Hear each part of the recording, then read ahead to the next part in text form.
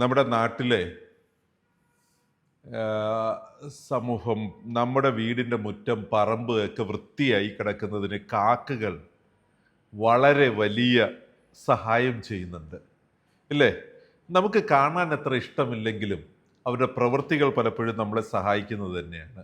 കുഞ്ഞു കുഞ്ഞു വേസ്റ്റുകളൊക്കെ നുള്ളിപ്പിറക്കി കളഞ്ഞ് മനോഹരമാക്കി നമ്മുടെ നാടിടുന്നതിന് അവർക്ക് വലിയ റോളുണ്ട്.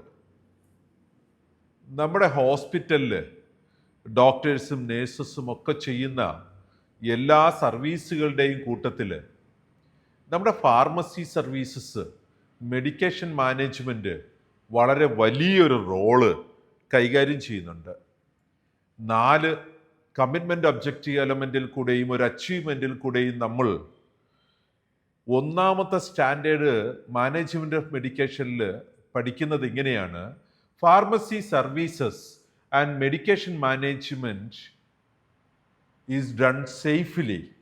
ഫാർമസിയുടെ അല്ലെങ്കിൽ ഫാർമസി സർവീസസ് പ്രൊവൈഡ് ചെയ്യുന്നത്, മരുന്ന് നമ്മൾ എടുത്ത് ഡിസ്പെൻസ് ചെയ്യുന്ന ആ സർവീസസ്, അതുമായിട്ട് റിലേറ്റഡ് ആയിട്ടുള്ള എല്ലാം, അതിൻ്റെ ഓർഗനൈസേഷൻ ഇൻസൈഡ് ദ ഫാർമസി, ആ മെഡിസിൻ മാനേജ് ചെയ്യുന്ന കാര്യങ്ങൾ വളരെ സേഫായിട്ടുള്ള ഒരു കൺസേൺ നമുക്കുണ്ടാവണം എന്നതാണ് ഈ 5 ഒബ്ജക്റ്റീവ് എലമെൻറ്റിൽ കാണുന്നത്.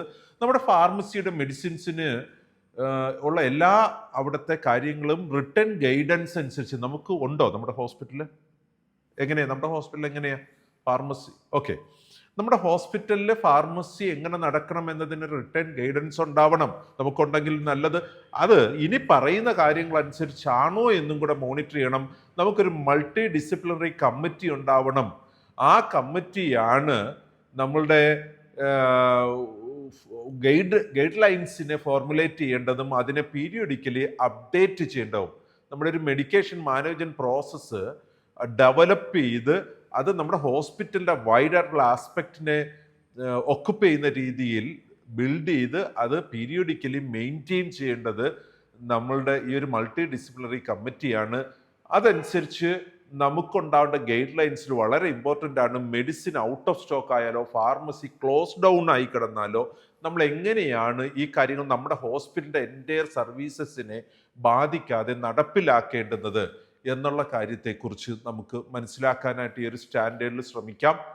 അതുപോലെ തന്നെ നമ്മുടെ ഓർഗനൈസേഷന് ഫാർമസി സർവീസ് മെഡിക്കേഷൻ മാനേജ്മെൻറ്റിൽ ഒരു സേഫ് കെയർ അൺഇൻറപ്റ്റഡ് ആയിട്ട് കൊടുക്കുന്നതിനുള്ള ഒരു മെക്കാനിസം ഡെവലപ്പ് ചെയ്യേണ്ടതിനെ കുറിച്ചും ഈ ഒരു സ്റ്റാൻഡേർഡിൽ MOM 1 pharmacy services and medication management is done safely.